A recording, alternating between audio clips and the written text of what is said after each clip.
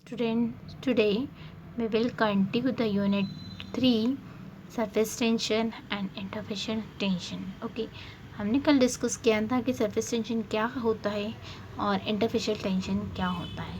तो आप थोड़ा सा डिस्कस कर रहा जो चीज़ें हैं वो आप एक बार रिमाइंड करिएगा, पीछे की तरफ मूव करिएगा, देन उसको आप थोड़ा सा पढ़िएगा होता क्या है. सरफेस टेंशन वो टेंशन होता है जो फोर्स अप्लाई करते पर यूनिट एरिया. सरफेस के ऊपर हम जो फोर्स अप्लाई करते हैं नेबरिंग मॉलिक्यूल के बीच में जो फोर्स होता है वो सरफेस टेंशन कहता है. और इंटरफेशियल दो इंटरफेस के बीच में जो फोर्स अप्लाई होता है वो इंटरफेशियल टेंशन कहलाता है. उसके बाद नेक्स्ट टॉपिक हम डिस्कस कर रहे हैं surface free energy. Okay, surface free energy, surface में जो एनर्जी फ्री हो रही है उसको सरफेस फ्री एनर्जी बोलते हैं. तो surface free energy is also known as work done.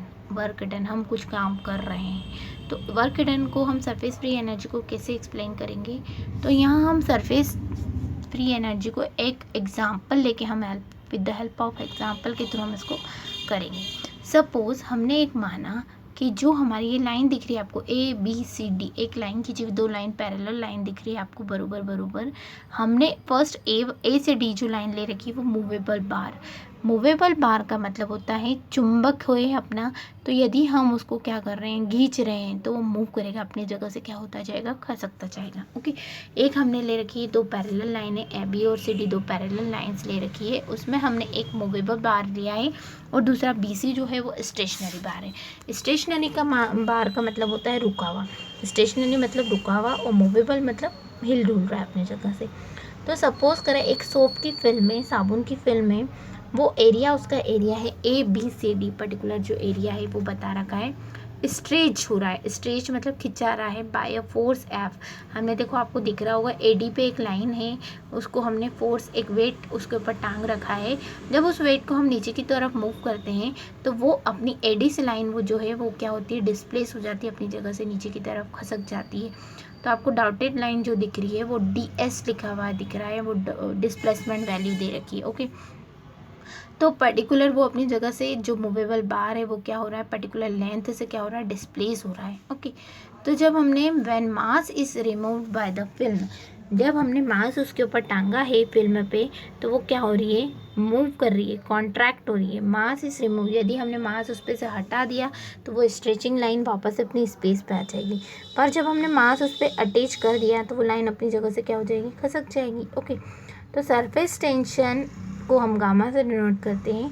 Force that must be applied, कितना फोर्स अप्लाइड हो रहा है to break the film, film को तोड़ने के लिए कितना फोर्स अप्लाई हो रहा है वो हमारा फिल्म बताता है.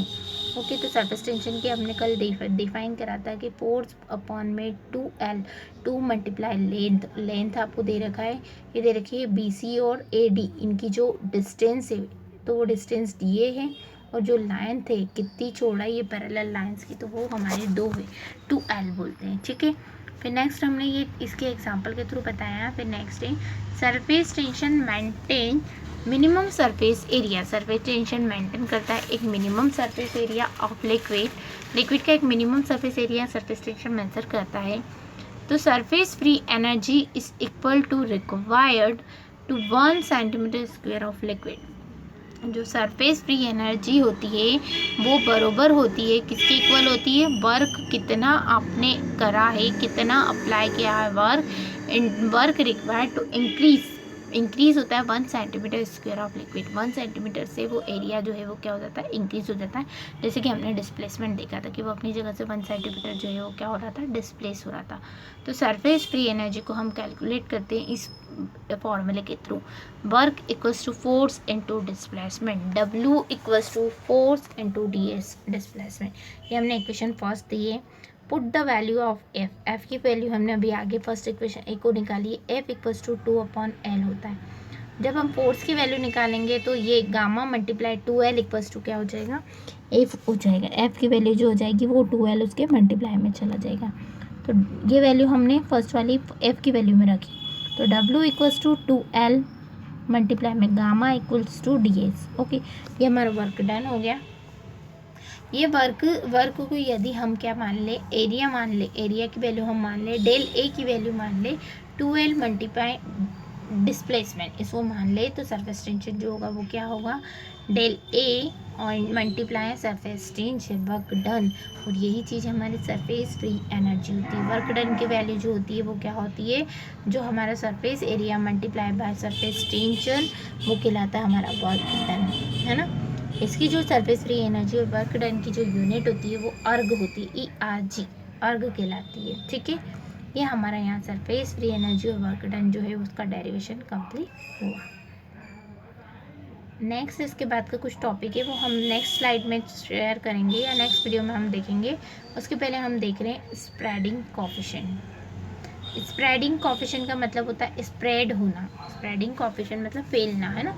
वो कांस्टेंट निकाल रहे हैं, स्प्रेडिंग कोफिशिएंट का एक कांस्टेंट हम क्या कर रहे हैं, डिटरमाइन कर रहे हैं। तो ये हमारा जो है हमारा स्प्रेडिंग कोफिशिएंट जो होता है वो क्या होता है, हमने एक ड्रॉप लिक्विड की प्लेस करी सरफेस ऑफ वाटर, जैसे कि पानी पे हमने एक बूंद तेल की डाल दी, है ना, तो वो स्प्रेड हो गया, मतलब उसने उसकी लेयर बना ली, ऑयल की लेयर बना ली पानी के ऊपर।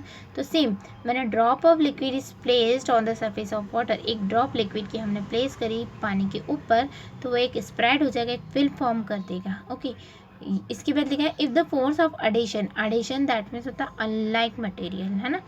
If the force of adhesion is greater than the cohesive force, adhesion force जो होता है वो अनलाइक लेयर के लिए होता है और हमारा जो कोहेसिव फोर्स होता है वो एक जैसी लेयर्स के लिए होता है, कल हमने डिस्कस किया था। यदि force of adhesion unlike is greater than cohesive force, यदि हम मानते हैं कि एडिशन फोर्स ज़्यादा होता है कोहेसिव फोर्स से, तो ये जो फिनोमेना होता है वो इम्पॉर्टेंट प्ले रोल करता है किसके अंदर, medicament from the doses form, जैसे क्रीम है, लोशन है, इमल्शन है। तो इमल्शन में भी हमारा ऑयल वाटर जैसे एक फिल्म फॉर्म होता है, क्रीम और लोशन में भी ऑयल लेयर जैसी फॉर्म करता है।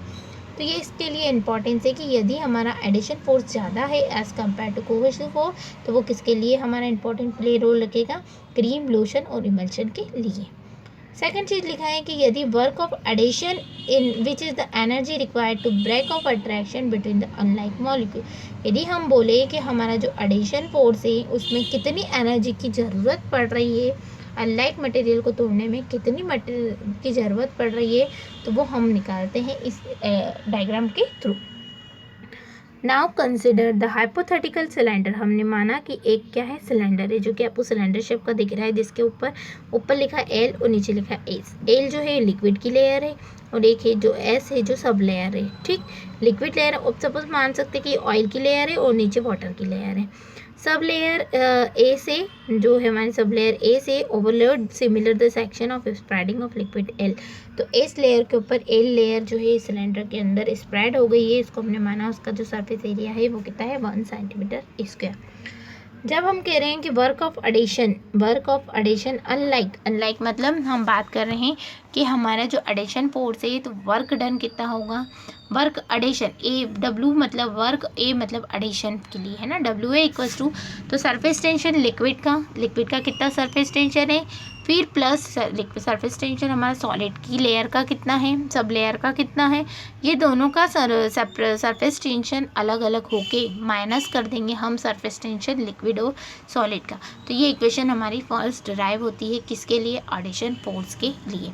तो हमने लिखा हुआ है where surface tension of S, सब लेयर का सरफेस टेंशन कहलाता है, एल एस जो है इंटरफेस टेंशन कहलाता है, okay. The work of cohesion like force, जो वर्क ऑफ कोहेशन है लाइक फोर्स का वो एल दे रखा है, तो कोहेशन मतलब दैट मीन्स दोनों लेयर, जो सब लेयर है और हमारा जो लेयर है स्प्रेडिंग लेयर है, इन दोनों को हमने एक जैसा माना, तो मतलब 1 लेयर ऊपर वाली 1 लेयर नीचे वाली, दैट मीन्स वो 2 लेयर हो गई, तो सरफेस टेंशन 2 लेयर का हो गया। तो the work of adhesion is greater than the work of cohesion, यदि हम बोले कि वर्क ऑफ एडिशन ज़्यादा होता है वर्क ऑफ कोहेशन से, तो हमारा यदि हम बोलें कि वर्क ऑफ एडिशन ज़्यादा होता है हमारा वर्क ऑफ कोहेशन से, तो स्प्रेडिंग कोफिशिएंट को हम डिनोट करते हैं एस से, मतलब वर्क ऑफ एडिशन ज़्यादा है किससे, माइनस करेंगे वर्क ऑफ कोहेशन से, तो डब्ल्यू ए की वैल्यू रख दो और डब्ल्यू सी की वैल्यू रख दो, ये हमने वैल्यू रखी।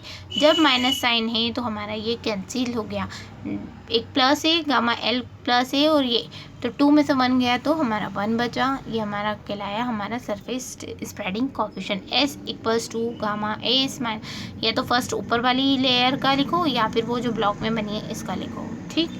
यदि हम बोले स्प्रेडिंग कोफिशिएंट इज़ पॉजिटिव, यदि एस की वैल्यू पॉजिटिव आंसर आता है दैट मीन्स स्प्रेडिंग कोफिशिएंट है ना। यदि एस की वैल्यू नेगेटिव आती है तो दैट मीन्स उसमें कोई स्प्रेडिंग कोफिशिएंट नहीं है। तो ये क्लियर हुआ डेरिवेशन स्प्रेडिंग कोफिशिएंट का। तो अब जो हम ये यूनिट स्टार्ट किया है, हम फिजिकल में आपको बार बार कुछ ना कुछ डेरिवेशन आते रहेंगे। तो हम जो कर रहे हैं ये बेटा आप बहुत अच्छे से कीजिए। यदि किसी को डाउट आता है तो कभी भी, है ना, मैं आपको थोड़ा सा उसमें डिस्कस कर दूँगी। यदि आपको किसी को डाउट आता है तो ऑनलाइन में यदि 4-4 बच्चे शो होते हैं तो अपन वीडियो कॉलिंग के थ्रू इसको डिस्कस कर लेंगे, है ना। यदि किसी को ऐसा डाउट्स आता है तो वो मेरे से कभी भी कंसल्ट कर सकते हैं, तो वीडियो कॉल के थ्रू मैं आपको कॉपी में समझा दूँगी, ठीक है।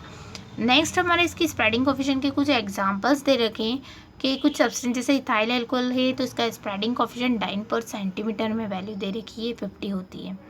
इथाइल एथर की बात करें तो उसका 45.5 होता है। बेंजीन की बात करें तो 8.9 होता है स्प्रेडिंग कोफिशिएंट, और हेक्सेन की बात करें तो 3.4 होता है 9 पर सेंटीमीटर।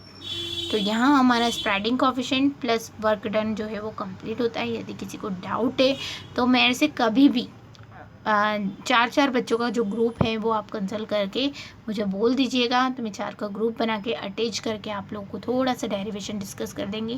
तो यहाँ हमारा ये टॉपिक कंप्लीट हुआ।